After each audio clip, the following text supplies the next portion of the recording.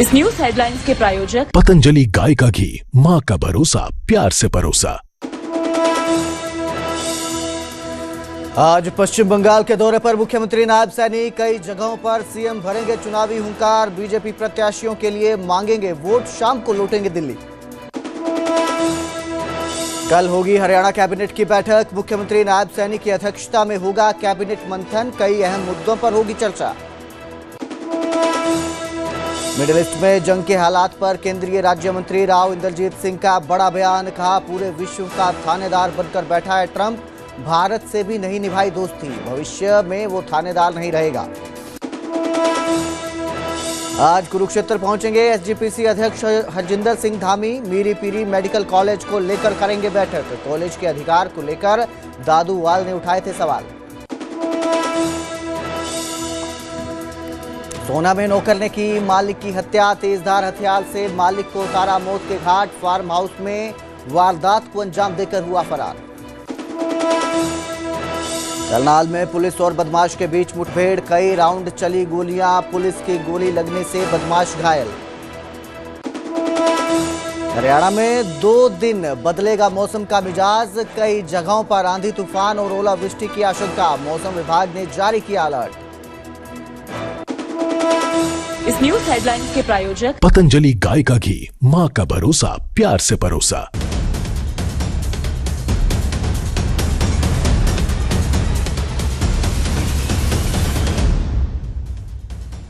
नमस्कार, स्वागत है। कुलदीप भारद्वाज मैं हूं आपके साथ, हाजिर हूं हरियाणा प्राइम लेकर। और बुलेटिन की शुरुआत करेंगे मुख्यमंत्री नायब सिंह सैनी के साथ। आज पश्चिम बंगाल के दौरे पर मुख्यमंत्री नायब सिंह सैनी रहेंगे। पश्चिम बंगाल में कई चुनावी कार्यक्रमों में हिस्सा लेंगे। कई जगहों पर चुनाव प्रचार करेंगे। तो पश्चिम बंगाल में विधानसभा चुनाव है और इसको लेकर बीजेपी ने भी तैयारियां जोरों पर कर दी हैं। मुख्यमंत्री नायब सिंह सैनी आज बीजेपी के जो प्रत्याशी हैं उनके लिए प्रचार करेंगे। और बीजेपी की तरफ से पश्चिम बंगाल में शुवेंदु अधिकारी जो है वो चेहरा है। किसी वक्त ममता बनर्जी के करीबी थे, आज बीजेपी का चेहरा है। और प्रचार के लिए आज मुख्यमंत्री नायब सिंह सैनी वहां पहुंचेंगे। शाम को पश्चिम बंगाल से दिल्ली लौटेंगे मुख्यमंत्री नायब सिंह सैनी। तो 2 चरणों में ये चुनाव है।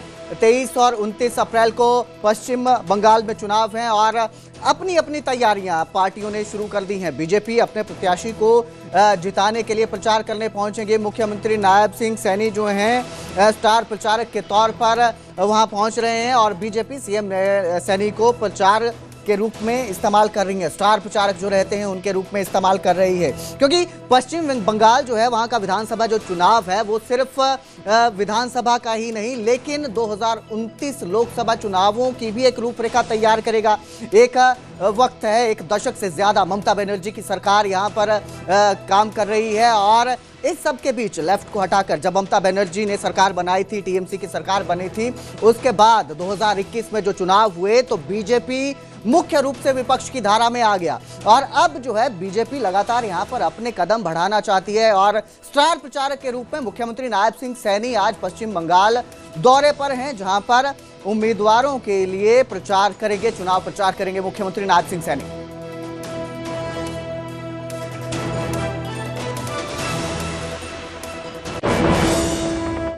तो जहां मुख्यमंत्री नायब सिंह सैनी पश्चिम बंगाल के दौरे पर हैं, वहीं अब जिक्र कुरुक्षेत्र का करेंगे, जहां एसजीपीसी अध्यक्ष हरजिंदर सिंह धामी मीरी पीरी मेडिकल कॉलेज को लेकर बैठक करेंगे। कुछ देर में शाहबाद में हरजिंदर सिंह धामी बैठक करेंगे और बैठक में बड़ा फैसला हो सकता है।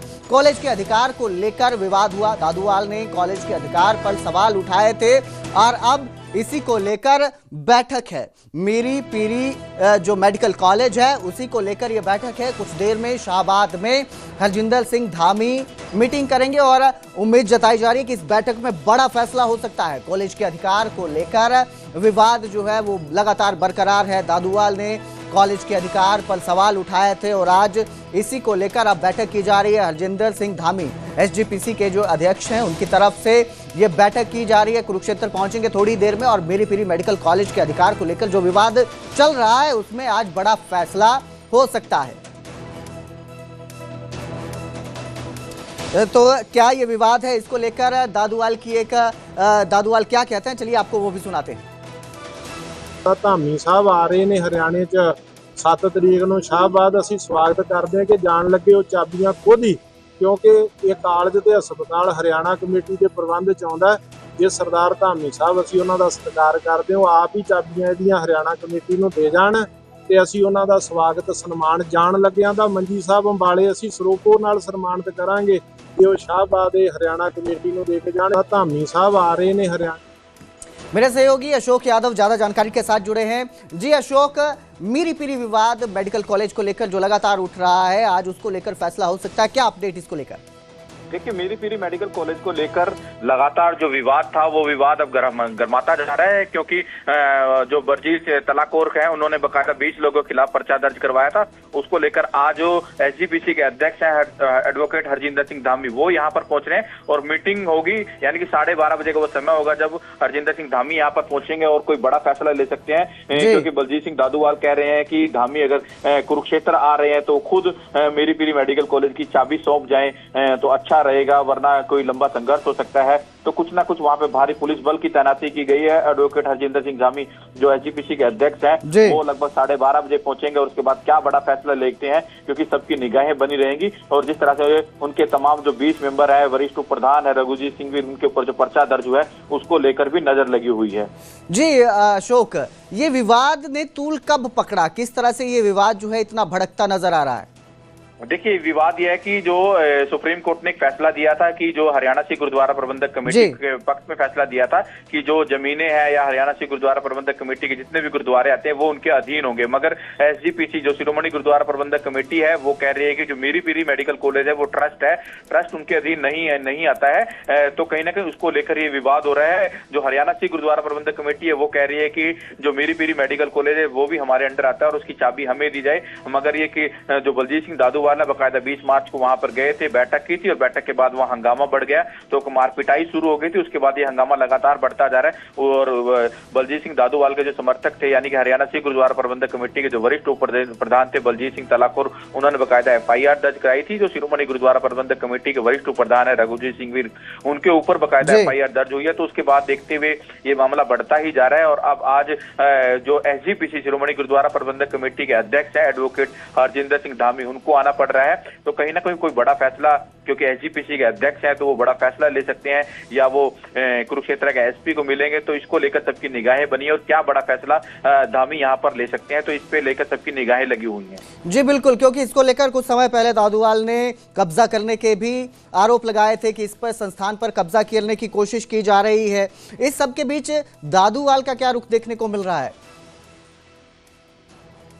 जो ये ट्रस्ट है या जो मीरी पीरी मेडिकल कॉलेज है उसकी चाबी उन्हें एसजीपीसी अध्यक्ष उन्हें खुद सौंप जाएं, वरना इस पर संघर्ष हो सकता है। तो बलजीत सिंह दादूवाल वो बार बार आरोप लगा रहे हैं, तो उसको लेकर भी बलजीत सिंह दादूवाल जो बार बार यही आरोप लगा रहे हैं कि ये मीरी पीरी जो ट्रस्ट है उनके अधीन होना चाहिए, हरियाणा कमेटी का अधीन होना चाहिए, उसकी चाबी उन्हें मिलनी चाहिए। तो ये विवाद बढ़ रहा है, मगर एसजीपीसी कह रही है वो किसी भी कीमत पर चाबी नहीं सौंपेंगे। तो ये विवाद है, विवाद कब थमेगा ये देखने का। और वहीं जो मीरी पीरी ट्रस्ट है, यानी कि जो एसजीपीसी है वो बकायदा कह रहे हैं 20 अप्रैल की जो पंजाब हरियाणा हाई कोर्ट में तारीख लगी हुई, इस पे स्टे लगा हुआ है, और उस पर भी निगाहें लगी हुई हैं कि 20 अप्रैल को क्या फैसला आता है। तो कहीं ना कहीं इन दोनों पक्षों को लेकर वाद विवाद बढ़ता ही जा रहा है। जी बिल्कुल, बहुत बहुत शुक्रिया इस तमाम जानकारी के लिए अशोक। तो ये तस्वीरें आपको दिखा रहे हैं जहां पर कुछ ही देर बाद बैठक होगी। हरियाणा जो विवाद चल रहा है मीरी पीरी मेडिकल कॉलेज को लेकर, उसको लेकर यहाँ पर बैठक होगी और एसजीपीसी के अध्यक्ष यहाँ पर पहुंच रहे हैं।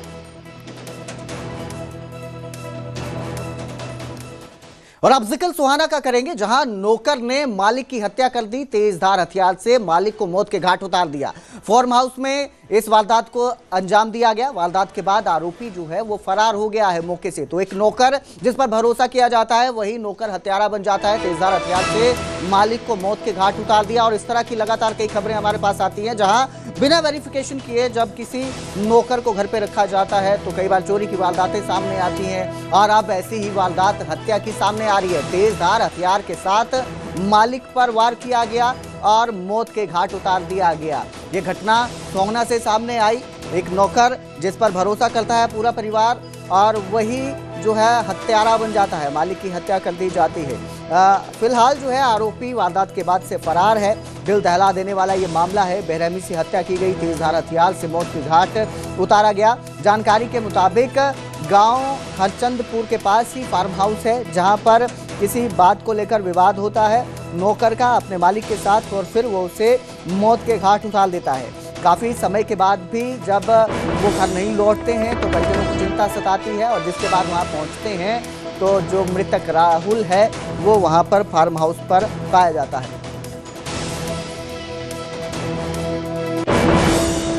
तो एक तरफ जहां नौकर ने मालिक की हत्या कर दी, वहीं करनाल में पुलिस और बदमाशों के बीच मुठभेड़ की खबर सामने आई है। इस मुठभेड़ में बदमाश को गोली लगी। पुलिस ने बदमाश को गिरफ्तार किया है। पानीपत के राणा माजरा गांव का तो प्रदेश में अपराध के खिलाफ पुलिस लगातार एक्शन में नजर आ रही है। करनाल में जहां बदमाश के साथ एनकाउंटर होता है, वहीं पंचकुला में 3 किलो हेरोइन के साथ तस्कर को गिरफ्तार किया गया है। करीब 14 लाख रुपए की हेरोइन बरामद की गई है। पुलिस ने तस्कर को कोर्ट में पेश कर 4 दिन का रिमांड भी हासिल किया है। जानकारी के मुताबिक पंजाब के जलालाबाद का रहने वाला ये आरोपी बताया जा रहा है।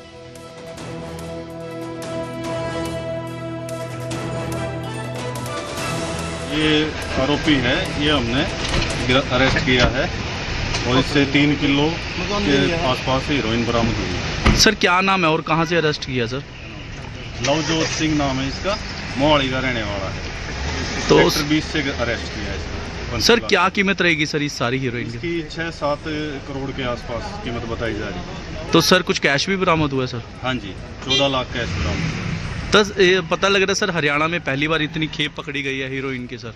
शायद आइडिया है कि पहली बार इतनी बड़ी मात्रा में हीरोइन पकड़ी गई। अभी और भी आरोपी सर? अभी इसमें और भी आरोपी हैं, रिमांड पे है आरोपी है। और अब जिक्र करेंगे मिडिल ईस्ट में चल रहे तनाव का, जिस पर केंद्रीय राज्य मंत्री राव इंद्रजीत सिंह ने बड़ा बयान दिया। और उन्होंने कहा कि हमने तो ट्रंप को दोस्त बनाया, लेकिन उसने दोस्ती नहीं निभाई। वो अपने हर भाषण में भारत के प्रति अपना रुख बता चुके हैं। उन्होंने कहा कि अमेरिका भी नहीं चाहता कि हम चाइना का मुकाबला करें, क्योंकि अमेरिका पहले ही कह चुका है कि हमारी गलती से चाइना मालामाल हुआ है। जिस तरह से तनाव बरकरार है मिडिल ईस्ट के बीच और जिस तरह से ट्रंप का रुख नजर आ रहा है, उसी को लेकर यह बयान सामने आया है जो केंद्रीय राज्य मंत्री हैं। और अब उन्होंने सीधा सीधा कहा है कि ट्रंप जो है वो खुद समझ नहीं पा रहे हैं। अमेरिका पहले ही कह चुका है कि हमारी गलती से चाइना मालामाल हुआ। देश में भारतीय जनता पार्टी सन 80 के अंदर स्थापित हुई, 47 वर्ष पहले, और इस छोटे से अरसे के अंदर न केवल देश की बल्कि विश्व की सबसे बड़ी पार्टी बन गई है। और इस पार्टी ने, इनके प्रधानमंत्री ने देश को एक सपना दिखाया है कि 2047 के अंदर भारत देश विकसित देश बन सकता है।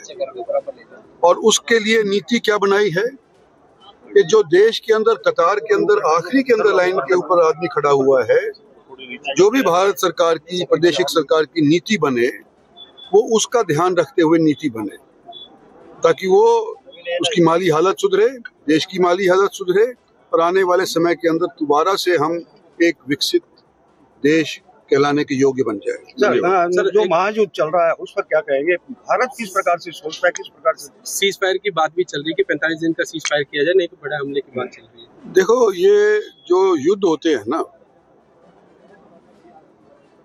और खास तौर पे आज के दिन जो ईरान के साथ अमेरिका और इजराइल का युद्ध चल रहा है, वो यूनाइटेड नेशंस को तो रद्द कर ही चुका है। कोई यूनाइटेड नेशंस की तो हैसियत रही नहीं है। आने वाले समय के अंदर एक नई रूपरेखा बनेगी। क्या बनेगी आज के दिन कोई नहीं कह सकता, युद्ध के ऊपर निर्भर है। पर एक चीज मैं मानने को तैयार हूँ आज के दिन ही, कि अमेरिका जो थानेदार सारे विश्व का बना हुआ था, वो आने वाले समय के अंदर शायद थानेदार ना रहे। चंडीगढ़ में धमकी मिली है मुख्यमंत्री को कि जब तक कैंडिडेट रहेंगे मुख्यमंत्री तब तक ऐसी धमकी होते रहेंगे। जो अभी पीछे ग्रेनेड हुआ था, उसी तरीके से आज भी थ्रेडिंग मिली है कि मुख्यमंत्री जब तक चंडीगढ़ रहेंगे ऐसे धमकी होते रहेंगे। हर तरह के सीएम बनने के सवाल पर क्या कहेंगे? रेवाड़ी अस्पताल के बारे में क्या कहेंगे? चीजें मिले, पानी के अंदर गंदा पानी है। रेवाड़ी अस्पताल रेवाड़ी शहर के अंदर ही बनेगा। पानी की जो व्यवस्था है दुरुस्त करने की, उसके बारे में स्कीम्स बन रही हैं। अस्पताल जहां था वहीं पर बनेगा और बढ़िया अस्पताल बनेगा। तो मिडिल ईस्ट में जारी तनाव के बीच ट्रंप लगातार अपने बयान बदलते नजर आ रहे हैं। चलिए अब रुख करते हैं अगली खबर का। हरियाणा में गेहूं की खरीद शुरू हो चुकी है 1 अप्रैल से और हर वर्ग जो है वो गेहूं के लिए पहुंच रहा है, मंडियों में पहुंच रहा है, किसान मंडियों में पहुंच रहे हैं। और इसी बीच जो सरकार है वो भी मंडियों का दौरा कर रही है ताकि किसानों को किसी तरह की परेशानी ना आए। कृषि मंत्री श्याम सिंह राणा ने कैथल की मंडियों का दौरा किया। इस दौरान उन्होंने आढ़ती अधिकारी और किसानों से फसल खरीद के लिए जो नए नियम बनाए गए हैं उन पर बातचीत की। वहीं उन्होंने कहा कि खरीद के नए नियमों से किसानों की भलाई होगी, उन्हीं की भलाई के लिए ये नियम बनाए गए हैं। फसल खरीद को लेकर पारदर्शिता है इसलिए नए नियम लाए गए हैं। लगातार जो है क्योंकि इन नियमों का विरोध करते विपक्ष नजर आ रहा है, जो नए नियम किसानों के लिए बनाए गए हैं और इसी पर किसानों से उन्होंने बातचीत की है और साफ साफ कहा है कि ये जो नियम है ये पारदर्शिता के लिए बनाए गए हैं। नया सिस्टम जो आया, नए सिस्टम में थोड़ा सा पुराने सिस्टम को बदलने में थोड़ी शंकाएं जरूर हो जाती हैं। भैया हम जिस सिस्टम में चल रहे थे वो बढ़िया है, ये नया कहाँ से आ गया। लेकिन साथियों परिवर्तन तो चलता रहता है, ये कोई पहली बार नहीं है। पहले आप जानते हो किसानों के खाते में पैसे की बात थी, वो भी परिवर्तन आया। खाद सारी दुनिया ले रही थी, वो भी मेरी फसल मेरा ब्यौरा पे परिवर्तन आया। अब ये सारा अनाज सिस्टम में आ जाए तो उसके लिए प्रयास कर रहे हैं। पीछे जीरियों के अंदर कोई शिकायत आई थी, उसका सुधार के लिए ये प्रयास है। भाई मंडी का एरिया फिक्स कर दिया, भाई जो ट्राली इस एरिया में आ जाए जब ही पोर्टल खुलेगा, घर बैठ के गेट पास नहीं कटेगा, उसकी फोटो उतर जाएगी। फोटो उतरने के बाद एरिया उसका वेरीफाई हो गया, तो ये सारी चीजें सरकार कर रही है, इससे किसान को राहत मिलेगी। उधर जींद में आशा वर्कर यूनियंस हरियाणा के आह्वान पर आशा वर्करों ने अपनी लंबित मांगों को लेकर लघु सचिवालय के सामने प्रदर्शन किया। इस दौरान तहसीलदार को ज्ञापन भी सौंपा गया। आशा वर्कर्स की मांग है कि केंद्र सरकार की ओर से साल 2023 में घोषित 1500 की बढ़ोतरी को जल्द लागू किया जाए। 2023 की हड़ताल के दौरान काटे गए मानदेय और इंसेंटिव को तुरंत बहाल किया जाए। इन्हीं मांगों को लेकर आशा वर्कर्स जो हैं उन्होंने लघु सचिवालय के बाहर प्रदर्शन किया, जमकर नारेबाजी की और अपनी मांगें जल्द से जल्द पूरी करने के लिए कहा। इसके साथ ही उन्होंने कहा कि अगर समय पर उनकी मांगें पूरी नहीं की जाती है, जल्द से जल्द इस पर कार्यवाही नहीं की जाती है तो प्रदर्शन और तेज किया जाएगा। 7 अगस्त 19 अक्टूबर तक हमारा आंदोलन चला था 2023। हमारी मांग है, एक तो केंद्र सरकार ने 2025 अप्रैल से 1500 रुपए की घोषणा की थी, लेकिन सरकार ने आज तक केंद्र सरकार ने आज तक हरियाणा सरकार को लेटर नहीं भेजा है। एक तो ये हमारी मांग है कि सरकार जल्दी से जल्दी वो 1500 रुपए का लेटर भेजे ताकि वो पैसा आशा वर्करों के खाते में डाला जाए। एक दूसरी है, 2023 में 19 अक्टूबर को हमारी हड़ताल खत्म हो चुकी थी और वो हमारी यूनियन के साथ बातचीत में सरकार ने माना था कि जो आपका पैसा है पेंडिंग है 10 से 11 हजार रुपए, वो आपको दे दिया जाएगा अगर आप 3 महीने का रिकॉर्ड मेंटेन करके दोगे।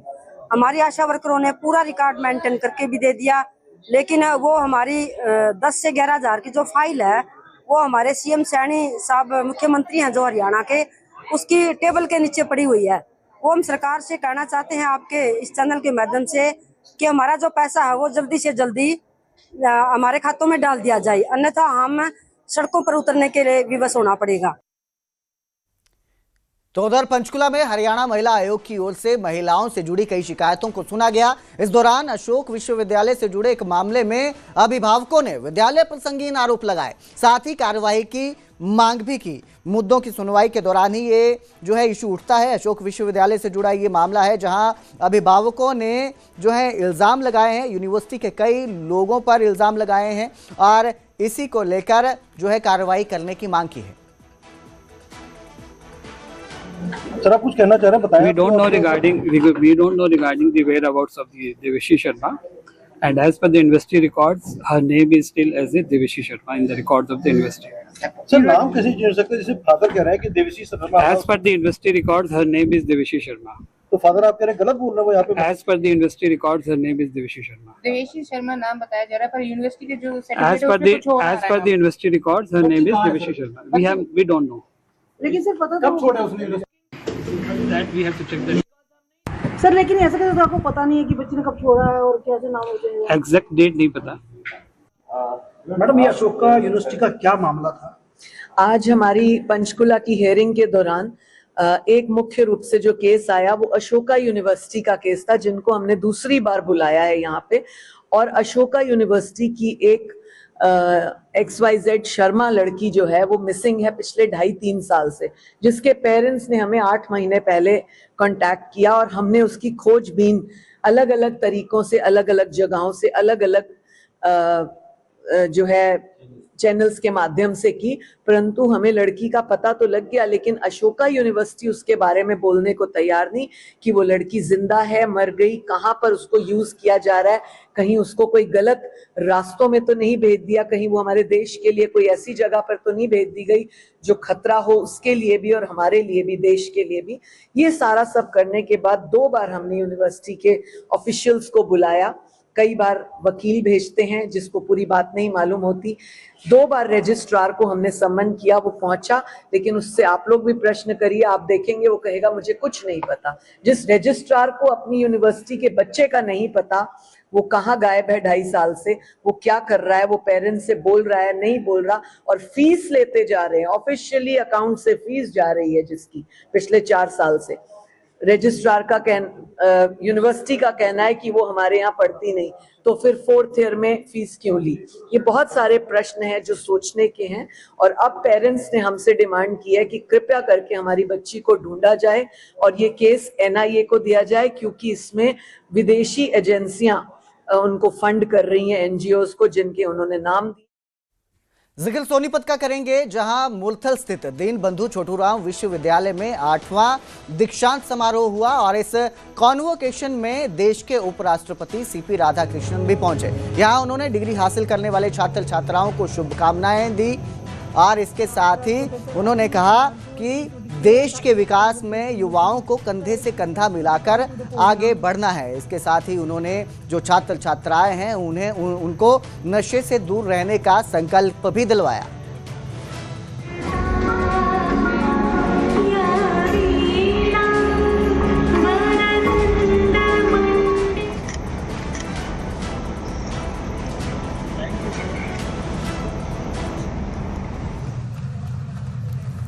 Today is not just a ceremonial gathering, it is a celebration of years of dedication, perseverance and the relentless pursuit of knowledge. I extend my heartiest congratulations to each one of you who is receiving the degree today.